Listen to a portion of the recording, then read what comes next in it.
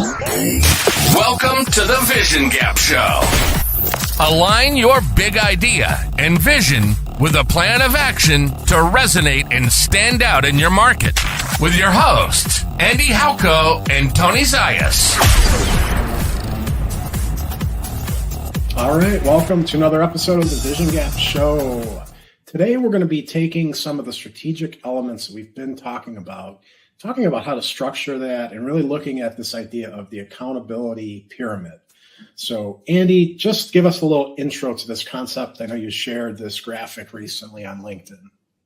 Yeah, this is one of my favorite little strategic infographics. Something that I saw pieces of years ago and kind of have held on to for a long time.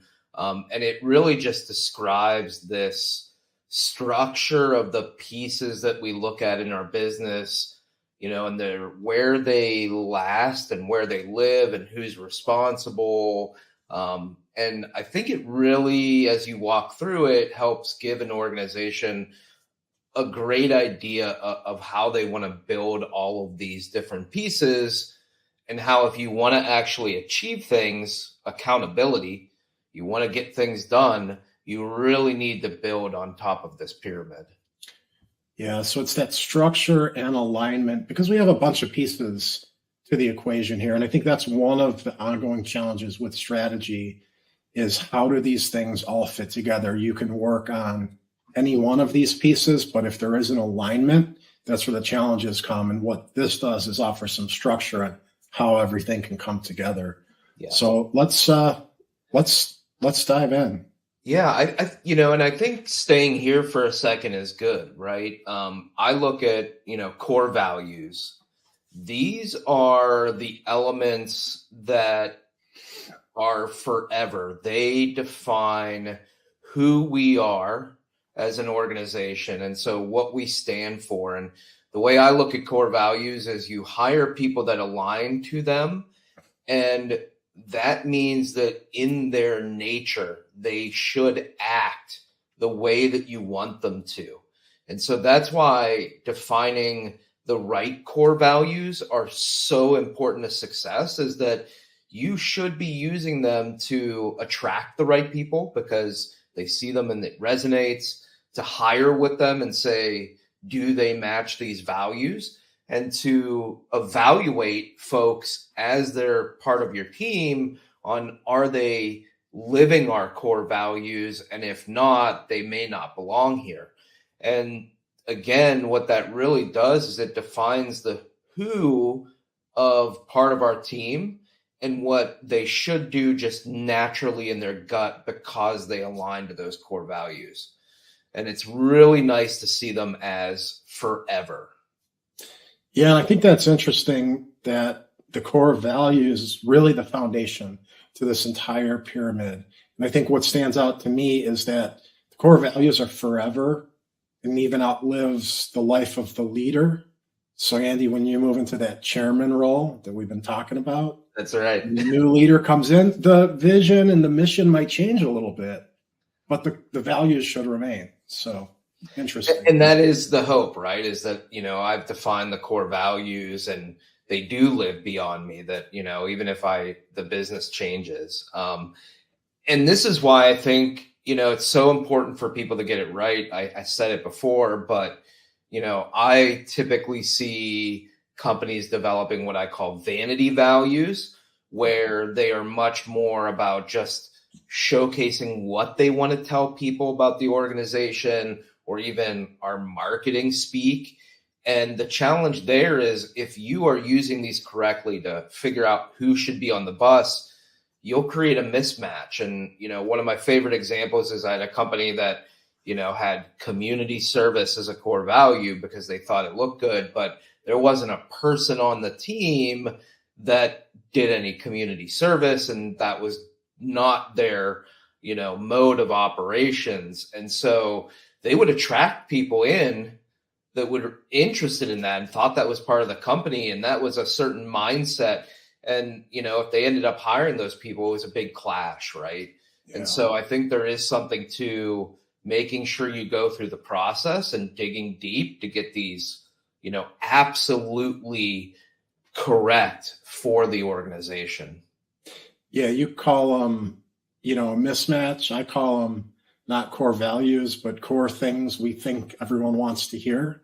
And it's a huge disservice because it's all over the place out there. So yeah, I love it. Core values are super key.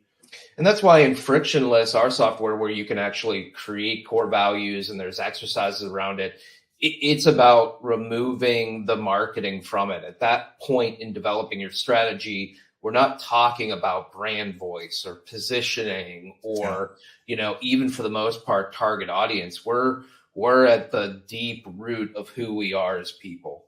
And so that leads into that why, vision, and mission, which is the life of the leader. And it's why are we doing what we're doing? And a vision is this big goal in the future that inspires us. It is something that keeps everybody on the team aligned in the same direction. If we don't have a clear vision, there are people that may be pointed this way and they think this is the future, and other people pointed that way. I see it all the time in organizations that when they don't have this strong why, vision, and mission, people don't know what the end result is. And so they're acting based off of their assumptions or, the flavor of the week or whatever it might be. And at the end of the day, it gives them no why are we here? And so that, why, vision, mission sits on top of those core values. And like you said, typically is something that really lives as part of life of the leader, where they're setting that vision. And then that mission that helps tell people how are we going to get to that end result vision. Yeah. So core values is really your people, getting the right people, what they stand for. Vision, why, vision, and mission is kind of how you rally that team together. And then everything flows from there as we move up the pyramid. But again, under why, vision, mission, you can add things like BHAG, which is something we typically define in a manifesto. Again, it's meant to give people a clear direction, a compass, and inspire them to want to head towards that point on the horizon. Yeah. And that then drives into targets. Where are we trying to get to? And we typically look at targets as 3 to 5 years. And this is where we start getting into, what do we actually want to achieve?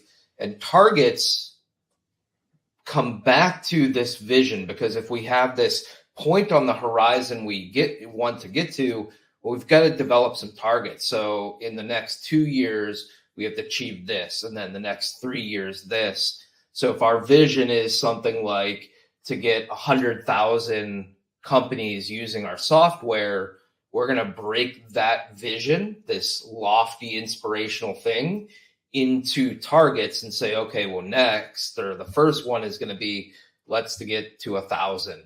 And that's in the first year. And then let's get to this. And so it's kind of setting this where and what it looks like, kind of in a longer term view. Yeah, makes sense. And then that leads into the goals. Obviously, now we're getting to annual. So we have these targets of in the next, 3 to 5 years, here's what we want to achieve. But now, like within this year, we've got to really determine what do we need to do. And so this what is the goals for the year. And so to get to 1,000 users, let's say, is our example, what are our goals? Well, our goals would be to get, 10,000 free trials. Our goals would be to, achieve a certain amount of revenue. It would be to do these different things. And those goals lead us to that target. And this is where you start seeing this progression of we've determined this vision in the future of 100,000 companies. We've now said, okay, let's break it into targets over the next couple of years. Then we're going to take our first year target and we're going to break that into goals for the year that give us what we need to accomplish to achieve that target. And then if we keep achieving those targets, we achieve our vision. I know we're going to get into quarterly, weekly, daily, But as far as like planning, from a planning perspective, what do you recommend? How regularly do you look at those goals and adjust course? Yeah, so I think that's a key thing is I've broken this up before, like where you obviously core values you look at forever, but I actually do think it's something to come back to, even though they're forever, that, every 3 to 5 years you look at them and you kind of run through that exercise and you improve it. That why, vision, mission, realistically, that is something that even though it's the life of the leader, it doesn't mean you shouldn't reevaluate it on an annual basis. So typically like targets, vision, mission is something I still think organizations need to come back to on an annual basis and say, what's changed? What's changed about our market? What's changed about our business? What's changed about our model? And how should that shift the vision? But let's make sure we redefine it so that everybody is still pointed in the direction we think needs to go. And let's adjust our targets. And that can be positive or negative, right? Like if we didn't meet our target for the year, we may want to adjust our vision and our other targets. If we superseded it, again, we may change it that like there's a bigger vision and the targets become much more aggressive. So I really think those should be annually. And then obviously goals, you start out annually, but they should be reevaluated the very least quarterly, if not monthly, where you're saying like, are we on target for this goal? And, what do we have to change now in our actions? I'm always a big fan of the idea that, you don't change your goals, you change your actions to achieve the goals that you've defined. And so looking at the monthly, it's something to really evaluate and say, oh, we're off pace. So what do we have to shift in our organization to get back on pace? Yep. So that takes us into the quarterly actions. So that's the actions, right? So each quarter, every 3 months, there are actions that are going to help us get to these goals. So if we say it is a number of free trial users is our goal, 10,000, because we know that 10,000 free trials is going to get us that 1,000 paid customers. We now say, okay, in this quarter to get that 10,000, we've got to get 2,500 free trials. And we're going to start developing some actions around that. Okay, what do we need to do? We need to, ramp up our ad spend. We need to, improve our social media, improve our SEO. Like that's how we're going to do it. We have to increase conversion rates. And so you're really starting to develop those actions on that quarter to figure out how are we going to achieve the goal that we've set, right? And so that's the how. How are we going to actually get there? So the goal is the what, the action is the how. And then we start getting more minute where it's on a weekly basis, it's a schedule, when. And so those actions are going to be broken up into tasks and things that need to be accomplished. And so we really look at developing the schedule now. Well, okay, we're going to post social media weekly and report on it, and then we're going to do this. And so that's a schedule and when things are going to happen. And then that finally leads to what is one of the most important things, accountability. And accountability at the end of the day is things get done, and we all talk about in organizations, sometimes accountability is one of the hardest things to achieve is you determine these plans, but things don't get accomplished. And so accountability is whose responsibility is it? So if we have a schedule, we know that Brad, Joe, whoever is accountable for that within that schedule. And the one big thing that I like to go back to too on this chart is I think where people make mistakes is they are either missing, they're missing pieces of it. And so what I'll see a lot of times is an organization, leader may set some goals and say, oh, we want to achieve this in the year, but they kind of take their, they don't really focus on the actions and the schedule or even the accountability in any deep way. They hope it happens, right? They set goals. They say, okay, everybody knows the goals. Magic's going to happen. well, you have to make those things happen. The other is if the bottom of that is not there, that if you don't have those right core values, vision, targets, you may have the wrong team pointed in the wrong direction with no understanding of, how they're going to get to that, what you have in your head as a vision, right? You may say like, oh, I want this, but you haven't defined it.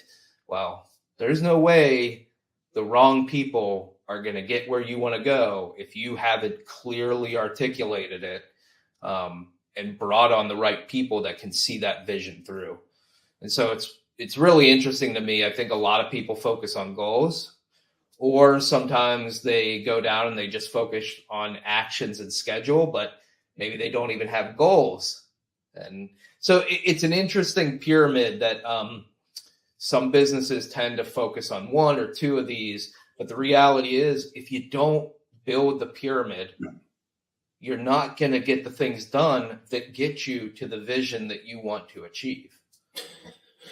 Yeah, totally makes sense. And I think something that's good for anyone that's tuned in and thinking about how they can better manage and accomplish this is a lot of what Frictionless does and is built for is to help you build out the strategy, clearly define, articulate all these pieces, give everyone not only the ability to collaborate, but the ability to see and be reminded of these things that you're not working in every day, every week.